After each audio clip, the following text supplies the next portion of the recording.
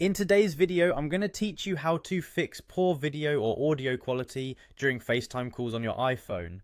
We know how frustrating it can be when you're in the middle of a call and the connection falters, making it difficult to communicate smoothly. Let's look at a few steps to help you improve that FaceTime experience. Firstly, the most crucial factor to consider is your internet connection.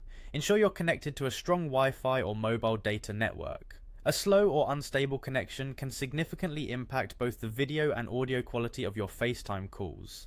You might want to switch to Wi-Fi if you're on mobile data, or if your Wi-Fi signal is weak, consider moving closer to your router or restarting it. Next, let's talk about background apps. It's a good idea to close any unnecessary apps running in the background on your iPhone.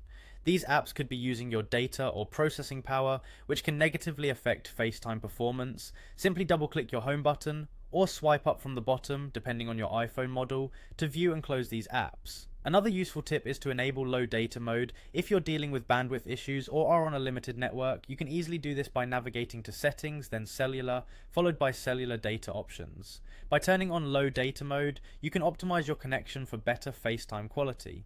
Moving on, ensuring that both your FaceTime app and iOS are updated is an essential step. Go to Settings, then General, and select Software Update to check if you're running the latest version of iOS. Updates often include fixes for bugs that could be affecting your video and audio quality.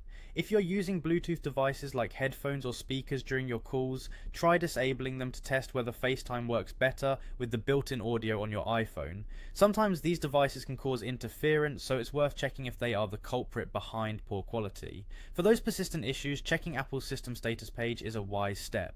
Sometimes the problem might not be on your end, and FaceTime services could be experiencing broader technical difficulties. Lastly, if none of these steps resolve your issue, it might be time to reach out to Apple support. It could be a more complex issue with your device that requires professional assistance. By following these steps, you should see an improvement in the video and audio quality of your FaceTime calls on your iPhone. Keep these tips handy, and hopefully you'll be able to maintain your connection smoothly without any hitches. Thank you for watching, and I hope you found these instructions helpful.